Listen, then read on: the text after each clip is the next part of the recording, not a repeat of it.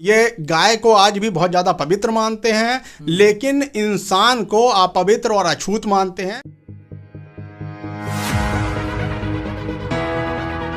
दोस्तों, बहुत से लोग बात करते हैं कि दलित जो उत्पीड़न अधिनियम है उसे समाप्त कर देना चाहिए, दलितों का जो आरक्षण है उसे समाप्त कर देना चाहिए, क्योंकि अब इनके साथ भेदभाव नहीं रहा है। तो इसी विषय पर बात करने के लिए आज हमारे साथ एडवोकेट राजेश चौधरी जी हैं, जो आरटीआई एक्टिविस्ट हैं, विचारक हैं, लेखक हैं, चिंतक हैं। तो आज हम बात करेंगे सर से इसी विषय पर कि दलितों की इस समय क्या स्थिति है, देश में कितना सुधार हुआ है, उनका कितना उत्पीड़न हो रहा है, कितना नहीं हो रहा है, एक्ट का क्या होना चाहिए, आरक्षण का क्या होना चाहिए, हर विषय पर बात करेंगे। तो सर, आपका बहुत बहुत स्वागत है। बहुत बहुत धन्यवाद द फाइंडर का। सबसे पहला मेरा सवाल ये है कि दलित उत्पीड़न को समाप्त करने की लंबे समय से कोशिशें हो रही हैं, तो अभी क्या स्थिति है? दलित उत्पीड़न क्या समाप्त हो गया है? देखिए, वास्तव में देश भर में 2017 से लेकर अगर 2019 तक की हम बात करें, सिर्फ विगत 3 वर्षों की, तो हर साल दलित उत्पीड़न की घटनाएं बहुत तेजी से बढ़ रही हैं। आप देख रहे होंगे कि दलितों को शमशान में मरने के बाद जलाए जाने से रोक रहे हैं। उनको जलाया नहीं जा रहा, मरने के बाद की ये व्यवस्था है। चप्पलें पहनकर कई जगह महिलाओं तक को पैरों में चप्पलें उतार कर उनको हाथों में लेकर चलना पड़ रहा है। ये मजबूरी है, ये ऐसे दृश्य आम हो गए हैं। तो इस तरह की घटनाएं बढ़ रही हैं कि कई जगह से, कई राज्यों से शिकायत आ रही है कि उनको शमशान में नहीं जलाया जाता।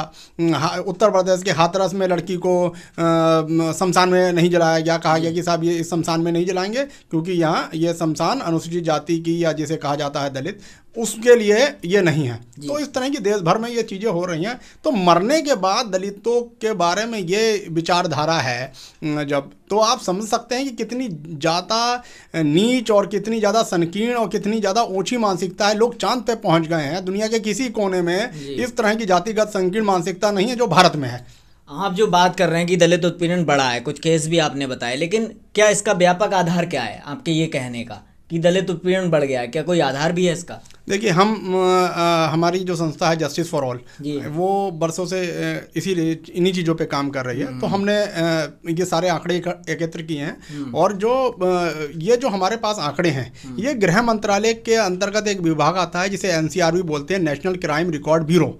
उसने ये आंकड़े हमने RTI से उससे एकत्र किए हैं, और वो जो सरकार के आंकड़े हैं, सरकारी आंकड़े हैं, ये किसी दलित लीडर के आंकड़े नहीं है, किसी दलित NGO या ट्रस्ट के आंकड़े नहीं है, खुद के सरकार के आंकड़े हैं। तो हर साल मैं आपको बारी बारी से कौन सा किस स्टेट में कितने कहाँ पे कैसे मामले दर्ज हुए, कितने मामले दर्ज हैं, वो पूरा आपको सुनाता हूँ कि हमने जो रिपोर्ट। क्या आप दलित उत्पीड़न के केस के बारे में बता रहे हैं? जी, मैं आपको देश भर में जो दलित उत्पीड़न के मामले जो दर्ज किए गए हैं वो बताता हूँ। और ये सारे, सबसे खास बात ये है कि ये सारे मामले FIR के बाद दर्ज हुए हैं। ये FIR दर्ज होने के बाद के सरकार के पास आंकड़े हैं, और लाखों मामलों में FIR होती ही नहीं है। तो सबसे पहले नंबर पे उत्तर प्रदेश है देश में, जहां आपके जो मामले दर्ज हुए हैं 11,829 मामले 2019 में दर्ज हुए हैं। दूसरे नंबर पर सबसे ज़्यादा मामले दर्ज हुए हैं फिर राजस्थान में 6,794 मामले दर्ज हुए हैं। तीसरे नंबर पर बिहार है, जहां 6,544 मामले दर्ज हुए हैं। चौथे नंबर पर मध्य प्रदेश है, जहां 5,300 मामले दर्ज हुए हैं। पाँचवें नंबर पर आंध्र प्रदेश है, जहां 2,071 मामले दर्ज हुए हैं। छठे नंबर पर महाराष्ट्र है, जहां 2,150 मामले दर्ज हुए हैं। सातवें नंबर पर उड़ीसा है, जहां 1,886 मामले दर्ज हुए हैं। आठवें नंबर पर तेलंगाना है, जहां 1,690 मामले दर्ज हुए हैं। नवे नंबर पर आपके देखिए, नवे नंबर पर है आपके कर्नाटका, जहां 1,504 मामले दर्ज हुए हैं अनुसूचित जाति यानी कि दलित उत्पीड़न के। और 10वें नंबर पर 1,416 मामले दर्ज हुए हैं ये गुजरात में आपके। 11वें नंबर पर आपके है तमिलनाडु, जहां 1,144 मामले दर्ज हुए हैं। इसी तरीके से 12वें नंबर पर आपके 1,086 मामले दर्ज हुए हैं हरियाणा में। तो पूरे देश भर में ये मामले दर्ज हुए हैं, बड़ी संख्या में देश भर के। ये गृह मंत्रालय के आंकड़े हैं, इसको सरकार या जो लोग हैं, जो भी लोग हैं, जो जिस विभाग के, वो ये जो कह रहे हैं कि दलित उत्पीड़न नहीं बढ़ रहा है, जातीय भेदभाव खत्म हो गया है, वो किस आधार पर वो कैसे बोल रहे हैं उससे ये समझा जा सकता है कि वो पूरी उन्होंने कॉन्स्पिरेसी रची है, षड्यंत्र रचा है, एक साजिश रखी है, और वो इसी कारण से ये सब बातें, झूठी बातें कह रहे हैं, झूठी बातों का प्रचार प्रसार कर रहे हैं, उसको बढ़ावा दे रहे हैं। तो किस वर्ष के आप ये आंकड़े बता रहे हैं? ये 2019 के आंकड़े हैं, और 2017, 2018 इन वर्षों में से लगातार हर साल दलित उत्पीड़न के मामले हर बार सरकार ज्यादा दर्ज कर रही है। तो पिछले वर्ष के अगर मैं कुल केस मामलों की बात करूं भारत में, तो वो कितने दर्ज हुए हैं? पिछले वर्ष 2000 भारत में जो दर्ज हुए हैं मामले, वो 42,748 मामले दर्ज हुए हैं। जी जी, कौन से सन में? ये 2018 में। 2017 में टोटल पूरे भारत में 43,122 मामले दर्ज किए गए हैं, और 2019 में 45,852 मामले दर्ज हुए हैं। ये सारे की सारे मामले एफआईआर दर्ज होने के बाद के मामले हैं, जबकि सारा देश जानता है कि जो एफआईआर होती है वो बामुश्किल दर्ज करती है पुलिस। मतलब इतना आसान नहीं है पुलिस में एफआईआर दर्ज कराना। तो इसमें किस तरह के जातीय उत्पीड़न होता है? इसमें किस प्रकार के मामले हैं? देखिए, जो हम मामूली बात की बात नहीं कर रहे हैं, जो अभी जो जिस तरह की ये जो मेरे पास रिपोर्ट है, लगभग 14 पन्ने की रिपोर्ट जो हमने मांगी है आरटीआई के तहत जस्टिस फॉर ऑल ने, इसमें जो सबसे मामले हैं, इसमें हत्या के मामले हैं, और क्या कहते हैं आपके मासूम अनुसूचित जाति की, या जिनको दलित कहा जाता है, अनुसूचित जाति की बच्चियों से बलात्कार के मामले हैं, इसमें महिलाओं से बलात्कार के मामले हैं, इसमें बच्चों खुद से, यहाँ तक कि बच्चों को अपहरण करना, उनसे भीख मंगवाना, इस उद्देश्य से अपहरण करना, हत्या करने के उद्देश्य से अपहरण करना, जबरन शादी करने के लिए अपहरण करना, गुलाम बनाने के लिए उद्देश्य से अपहरण करना उनका, और मासूम बच्चों के गले में जो जेवरात पड़े रहते हैं कई जगह, उस लिए भी उनका अपहरण किया गया है। फिरौती मांगना उनके परिवारों से, इसलिए भी अपहरण किया गया है। तो ऐसे बड़े मामले, आगजनी के मामले हैं, लोगों की फसलें जलाई गई हैं, लोगों के मकानों में आग लगाई गई है, डकैती डाली गई है उनके घरों में। तो ये इस तरह के बड़े मामले हम बात कर रहे हैं, जो हम आपसे सब गंभीर अपराध हैं, जो छोटे मोटे अपराध नहीं है, गंभीर अपराधों के मामले की हमारे पास रिपोर्ट है, मैं उसके आधार पर आपसे बात कर रहा हूँ। तो जो लोग कहते हैं कि अब दलितों के विरुद्ध अत्याचार नहीं रहा, ये सरकारी आंकड़े हैं जो कह रहे हैं कि 45,000 से ज्यादा केस 2019 में हुए हैं जी।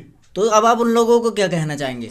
देखिए, मैं ये जो लोग हैं, ये क्योंकि ये अपने आप को एक ये मानते हैं कि पहले से कि ये ऊंची जाति के लोग हैं, ऊंचे हैं, इनका हर चीज़ ऊंचा है, ये संस्कार और संस्कृति की बात करते हैं, राष्ट्रवाद की बात करते हैं, लेकिन ये सब इनकी खोखली बातें हैं, बिल्कुल झूठी बातें हैं इनकी। ये गाय को आज भी बहुत ज़्यादा पवित्र मानते हैं, लेकिन इंसान को अपवित्र और अछूत मानते हैं, जो पूरी दुनिया के किसी भी कोने में नहीं है। कि आप कुत्ते को पवित्र मानते हैं, आप सुअर को पवित्र मानते हैं, आप गाय को पवित्र मानते हैं, लेकिन जो इंसान है, जिसके साथ प्रकृति ने कोई भेदभाव नहीं किया, सारे इंसान पूरी दुनिया में, पूरे ब्रह्मांड में सारे इंसान बराबर हैं। उसके बाद भारत में कुछ मुट्ठी भर लोग, कुछ लोगों को, जिन्होंने उनको अछूत कहा, जिन्होंने शूद्र कहा, जिन्होंने उनको अस्पृश्य कहा, ये कहकर उनको नीच मानते हैं, जो बिल्कुल आज भी उनकी सोच में, उनकी संकीर्ण मानसिकता में कोई बदलाव नहीं आया है। जी जी। तो जो न्यायालय हैं, पुलिस है जी, जिन सरकारें हैं, जिनकी जिम्मेदारी है जी कि इस सब भेदभाव के विरुद्ध काम करे, तो वो काम क्यों नहीं करती हैं? देखिए, जब कानून बहुत सारे हैं, और जो मुख्यतः सबसे खास बात यह है कि जो जिनको जिम्मेदारी है इस कानून को लागू करने की, संविधान जब से लागू हुआ है, तो आप सोच लिए कि जो लोग, बाबा साहब डॉक्टर भीमराव अंबेडकर जो संविधान के निर्माता हैं, जो भारत रत्न हैं, जिनको अमेरिका सिंबल ऑफ नॉलेज की उपाधि देता है, 32 डिग्रियां जिनके पास हैं, 9 नॉलेज 9 लैंग्वेज जानते हैं, जो इतने प्रकांड विद्वान हैं, उनके भारत में पुतले तोड़ दिए जाते हैं। कोई भी मिट्टी की जो उनकी प्रतिमा लगी हुई है वो तोड़ दिए जाते हैं। वो प्रतिमा किसी का क्या बिगाड़ रही है? तो जब उनके प्रति ये सोच है, इतना द्वेष उनके मन में भरा हुआ है, इतनी संकीर्ण मानसिकता है कि वो पुतलों को नहीं छोड़ रहे हैं, उनकी बाबा साहब के जो मिट्टी की प्रतिमाएं हैं, उनके साथ इस तरह का उनका कभी हाथ तोड़ दे रहे हैं, कभी उनकी गर्दन तोड़ रहे हैं, जो कि वो चुपचाप मिट्टी की प्रतिमा उनकी खड़ी हुई है बाबा साहब की, तो उनके संग वो उस तरह की उनकी सोच है। तो वो भारत में जो जीवित लोग हैं, जो दलित जिनको ये लोग मानते हैं, जिनको अनुसूचित जाति का दर्जा दिया गया संविधान में, उनके साथ वो किस तरह का बर्ताव करते हैं, किस तरीके का ये जो जातिगत संकीर्ण मानसिकता से अपना जो उनका उत्पीड़न है, शोषण करते हैं, वो चरम सीमा पर है। तो आप कह रहे हैं कि वर्ण व्यवस्था जो है वो आज भी कहीं ना कहीं लोगों के मन में है और उसके खिलाफ, उसको लेकर वो आज भी अत्याचार कर रहे हैं। जी जी, मैं तो ये कहता हूं कि जो मनुस्मृति है वो भले ही बाबा साहब ने जलाई, संविधान निर्माता डॉक्टर अंबेडकर ने वो उसको जलाया है, लेकिन आज भी मनुस्मृति पूर्ण रूप से भारत में जो वर्ण व्यवस्था है वो पूरी तरीके से लोगों के दिल दिमाग में छाई हुई है। यही कारण है कि कानून होने के बाद भी जो कानून के पालनहार हैं, जो जिनको कानून का पालन कराने की जिम्मेदारी है, चाहे वो पुलिस हो, चाहे वो माननीय हो, हमारे जनप्रतिनिधि हो, चाहे माननीय न्यायपालिका हो, वो बैठे हुए जो जिम्मेदार लोग हैं वो उसी जाति के लोग हैं जो अपने आप को ऊंचा मानते हैं, अपने आप को सवर्ण मानते हैं, वर्ण व्यवस्था के अंतर्गत अपने आप को सर्वोच्च मानते हैं। यही कारण है कि वो अपनी जातिगत संकीर्ण मानसिकता के कारण उनको न्याय नहीं दे रहे हैं, उनके संग न्याय नहीं कर रहे हैं, उनके संग पासवालिटी कर रहे हैं। तो आपने जो आंकड़े बताए वो तो बहुत गंभीर लग रहे हैं, लेकिन कई बार कहते हैं कि SC/ST एक्ट का दुरुपयोग हो रहा है। पिछले बार इस पे बहुत बड़ा आंदोलन हुआ, सुप्रीम कोर्ट ने उसे निरस्त भी कर दिया था, फिर उसे बहाल करना पड़ा। तो आपको क्या लगता है कि SC/ST एक्ट का दुरुपयोग हो रहा है, इसलिए उसे ख़त्म कर देना चाहिए? ये बात जो कह रहे हैं इसमें कितनी सच्चाई है? देखिए, जो मैंने आपसे कहा कि हमारे पास नेशनल क्राइम रिकॉर्ड ब्यूरो के वो मतलब नेशनल क्राइम रिकॉर्ड ब्यूरो जो है उसके आंकड़े हैं, जो गृह मंत्रालय के डिवीज़न है, भारत सरकार के आंकड़े हैं, जो भारत सरकार है उसके आंकड़े हैं। मैं उसके किसी ये दलित पॉलिटिकल विंग पार्टी के आंकड़े नहीं है, किसी दलित NGO के या ट्रस्ट के आंकड़े नहीं है, ये आंकड़े सरकार के ही दिए हुए आंकड़े हैं जिसकी हम बात कर रहे हैं। और इसमें जो बात आपने कही कि जो लोग बात कह रहे हैं कि दलित आरक्षण खत्म होना चाहिए या एट्रोसिटी के मामले खत्म होने चाहिए, आप समझिए कि पूरे देश भर में अगर ये जो लोग मांग कर रहे हैं कि दलित उत्पीड़न के मामले ये खत्म होने चाहिए, अधिनियम खत्म होना चाहिए, ये आरक्षण खत्म होना चाहिए, तो पहले आप जाति तो खत्म कीजिए। इस देश में आप जाति खत्म कीजिए, इस देश में आप वर्ण व्यवस्था खत्म कीजिए। जो लोग इस तरह की बातें कर रहे हैं उनको पहले सबसे पहले जाति खत्म करनी चाहिए, वर्ण व्यवस्था खत्म करनी चाहिए। और वो टोटली फेक बातें इसलिए कर रहे हैं ताकि हमारे जो दलित लोग हैं, जो अनुसूचित जाति के लोग हैं, जिनको संविधान में जो अधिकार मिले थे, उसके कारण जो मुट्ठी भर लोग तरक्की कर गए हैं, उसके कारण उनको जेलसी हो रही कि जो कल तक लोग उनके जूते बनाते थे, कल तक लोग जो उनके कपड़े धोते थे, कल तक जो लोग उनके यहाँ सफाई करते थे, वो आज अच्छे कपड़े पहन रहे हैं, आज 4 व्हीलर गाड़ी में घूम रहे हैं, आज ब्रांडेड कपड़े पहन रहे हैं। वो मुट्ठी भर लोग हैं, लेकिन बड़ी संख्या में वो आबादी जो अनुसूचित जाति की कही जाती है, वो आज भी उसका शोषण हो रहा है, आज भी उसका उत्पीड़न हो रहा है। और जो ऊपर बैठे हुए लोग हैं वो क्योंकि ऊंची जाति के लोग हैं, इसलिए वो इन सारे जो आंकड़े हैं गृह मंत्रालय के, उसको डिनाई कर रहे हैं, उसको सिरे से खारिज कर रहे हैं, इसलिए क्योंकि वो ऊंची जाति के लोग हैं। तो अब आगे क्या रास्ता है? जो आप कह रहे हैं कि स्थिति तो बहुत गंभीर है, सरकारें भी इस पर ध्यान नहीं दे रही हैं, और ये स्थिति क्या ऐसी ही बनी रहेगी? आगे क्या रास्ता आप देख रहे हैं?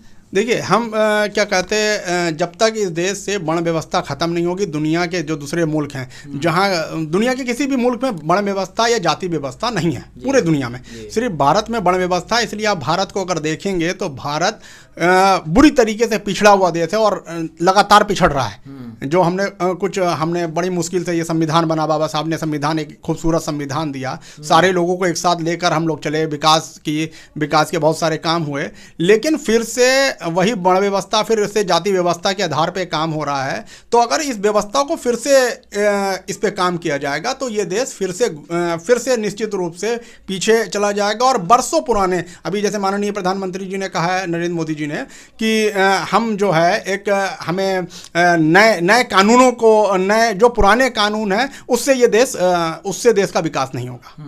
तो अगर माननीय प्रधानमंत्री जी से हम कहना चाहते हैं कि अगर पुराने कानूनों से देश का विकास नहीं होगा तो जो पुराना धर्म है, हजारों साल पुराना धर्म है, उससे देश का विकास कैसे हो सकता है? फिर जब आप पुराने कानून से अब आप बात करते हैं कि पुराने कानून से उनका सीधा मतलब है, लेकिन उन्होंने घुमा के अपनी बात को कहा है कि पुराने कानून मतलब संविधान भारत का पुराना हो चुका है। उस पुराने कानून से जब भारत के लोगों का विकास नहीं होगा तो हम समझ सकते हैं कि तो फिर पुराने धर्म से भारत का विकास कैसे हो सकता है। दूसरी बात उन्होंने कही थी, मैं उसको भी जोड़ता हूँ कि भारत के लोगों को मौलिक अधिकार नहीं, अपने मौलिक कर्तव्यों की बात करनी चाहिए। तो इसलिए जो ये जो बात कही जा रही है, सरकार जो बात कर रहे हैं, जो देश के प्रधानमंत्री हैं श्री नरेंद्र मोदी जी, जो वो ये बात कह रहे हैं कि मौलिक कर्तव्य होने चाहिए, तो आम आदमी अपने मौलिक अधिकार की बात ना करे, मौलिक कर्तव्य की बात करे। इसलिए ये सब बातें कही जा रही हैं कि किसी भी कीमत पे जो संविधान भारत का जो हर प्रत्येक व्यक्ति को गरिमा में जीवन जीने का अधिकार प्रदान करता है, इनका उद्देश्य उस संविधान को खत्म करना है और फिर से वर्ण व्यवस्था पर आधारित राज्य की स्थापना करना है। तो अब आप देश के लोगों को क्या संदेश देना चाहेंगे? इस समय जो परिस्थितियां हैं उसमें क्या संदेश दें? मैं आपको क्योंकि हम लोग जब तक ये सारे हमने आंकड़े पे बात नहीं करी है, तो हम लोग आंकड़े पे मैं एक बार आपको आंकड़े दोहरा देता हूँ कि पूरे भारत में जो है कि क्या स्थिति है। भारत में सबसे ज़्यादा हत्या के मामले उत्तर प्रदेश में दर्ज हुए हैं। 208 अनुसूचित जाति के दलित लोगों की यानी कि हत्या हुई है। दूसरे नंबर पर बिहार है जहां 160 लोगों की हत्या हुई है। तीसरे नंबर पर मध्य प्रदेश है जहां 83 लोगों की हत्या हुई है। चौथे नंबर पर राजस्थान है जहां 65 लोगों की हत्या हुई है। छठे नंबर पे कर्नाटक है जहां 56 लोगों की हत्या हुई है। सातवें नंबर पर तमिलनाडु है जहां 52 लोगों की हत्या हुई है। 8वें नंबर पर हरियाणा है जहां 43 लोगों की हत्या हुई है। तो ये हत्या के मामले इसी तरह पूरे देश भर के हत्या के आंकड़े हैं। और इसी के संग हम बात करें आपसे, मासूम बच्चियों तक को नहीं छोड़ा गया है। मासूम जो दलित की मासूम बच्चियां हैं उनके संग बलात्कार के मामले आए हैं प्रकाश में। जो संस्कार, संस्कृति और राष्ट्रवाद की बात करने वाले लोग हैं, जो ये बात करते हैं कि साहब बच्चियों से या लड़कियों से बलात्कार इसलिए होता है कि वो वल्गर ड्रेस पहनती हैं, वो अश्लील कपड़े पहनती हैं। तो छोटी छोटी मासूम बच्चियां कौन से कपड़े पहन रही हैं? वो पूरे कपड़े पहन रही हैं, छोटी हैं, मासूम है। हमारे यहाँ कहा जाता है कि एक तरफ हम बात करते हैं कि जो हिंदू धर्म है उसमें कन्या का पूजन किया जाता है। उसमें दुर्गा के रूप में महिला का पूजन होता है, सरस्वती के रूप में पूजन होता है, और क्या कहते हैं लक्ष्मी के रूप में, धन की देवी के रूप का पूजन होता है। कन्याओं को हम नौ दुर्गे के दिनों में भोजन कराते हैं। उसके बाद भी इस देश में जो कन्या पूजन करता है, वही कन्या के पूजन में करने वाला देश सबसे ज़्यादा बच्चियों से बलात्कार कर रहा है। ये मेरे पास NCRB के आंकड़े हैं जो गृह मंत्रालय जारी करता है। तो आप सोचिए कितना गंभीर है ये अपने आप में। ये बच्चों से जो बलात्कार के मामले दर्ज हुए हैं उसमें सबसे पहला नंबर मध्य प्रदेश का है जहां 214 मामले बच्चियों से बलात्कार के मामले दर्ज हुए हैं। दूसरे नंबर पे आपके महाराष्ट्र है जहां 181 मामले दर्ज हुए हैं। तीसरे नंबर पर 101 हरियाणा में मामले दर्ज हुए हैं। चौथे नंबर पर कर्नाटका है जहां 86 मामले दर्ज हुए हैं। 5वें नंबर पर केरल है जहां 81 मामले दर्ज हुए हैं। 7वें नंबर पर गुजरात है जहां 66 बच्चियों से बलात्कार के मामले दर्ज हुए हैं। 8वें नंबर पर छत्तीसगढ़ है जहाँ 64 बच्चियों से बलात्कार के मामले दर्ज हुए हैं। 9 नंबर पर देखिए 9 नंबर पर राजस्थान है जहाँ 63 बच्चियों से बलात्कार के मामले दर्ज हुए हैं। 10 नंबर पर तेलंगाना है जहाँ 61 बच्चियों से बलात्कार के मामले दर्ज हुए हैं। 11वां नंबर पर तमिलनाडु है जहाँ 56 मामले दर्ज किए गए हैं। 12वें नंबर पर आंध्र प्रदेश है जहाँ 38 बच्चियों से बलात्कार के मामले दर्ज हुए हैं। 13वें नंबर पर उड़ीसा है जहाँ 11 बच्चियों से बलात्कार के मामले दर्ज हुए हैं। 14 नंबर पर पंजाब है जहाँ 7 बच्चियों से बलात्कार के मामले दर्ज हुए हैं। 8वें नंबर क्या कहते हैं 14वां इसका हो गया। 15 नंबर पर बिहार है जहाँ 6 बच्चियों से बलात्कार के मामले दर्ज हुए हैं। इस तरह पूरे देश में हर जगह, देश के हर कोने में बलात्कार के मामले दर्ज किए गए हैं। तो सोचिए आप, जो लोग अनुसूचित जाति की बच्चियों तक को नहीं छोड़ रहे हैं, उनके सिर्फ एक ही कारण से कि उनकी जो जातिगत सोच है उसके कारण से ये सिर्फ बलात्कार के मामले प्रकाश में आए हैं। और ये FIR दर्ज होने के बाद के मामले हैं। जी। तो साथियों, आपने देखा कि किस तरह से दलित उत्पीड़न बढ़ रहा है और जिस तरह के दावे करते हैं, कई लोग ऐसे दावे करते हैं, कई ऐसे लोग भी ये वीडियो देख रहे होंगे जो कहते हैं कि दलितों के साथ अब कोई भेदभाव नहीं रहा, इसलिए उन्हें जो संरक्षण प्राप्त है, जो कानूनी संरक्षण प्राप्त है, वो समाप्त हो जाने चाहिए। तो आप खुद देख सकते हैं कि जो आंकड़े हैं वो कुछ और ही कहते हैं। आंकड़े कह रहे हैं कि अभी भी जो ये वर्ग है उसे संरक्षण की आवश्यकता है। अभी भी वर्ण के आधार पर बहुत भेदभाव इन लोगों के साथ हो रहा है और इनके साथ एक जो पहले भेदभाव था उसमें बहुत बुरी स्थिति अभी भी इनकी है। तो अब आपको सोचना है कि आपको क्या करना है। आप जो कहते हैं कि इस तरह के अधिनियम जो हैं समाप्त कर देने चाहिए, तो आप लोग जो दर्शक हैं वो खुद डिसाइड करें कि जो आंकड़े हैं उनके आधार पर क्या ये सही होगा कि इस तरह के अधिनियमों को समाप्त कर दिया जाए। मेरे अनुसार तो ये सही नहीं होगा। जो भी उन्हें संरक्षण प्राप्त है वो अभी जारी रहने चाहिए, क्योंकि अभी हम उस तरह का समाज नहीं बना पाए हैं जो कि सभी को बराबर मानता हो, वर्ण के आधार पर किसी के साथ भेदभाव नहीं होता हो। जिस दिन हम वैसा समाज बना लेंगे उस दिन इस सब की ज़रूरत ही नहीं पड़ेगी। आप देखते रहिए द फाइंडर। मैं संतोष शाक्य, बहुत बहुत धन्यवाद।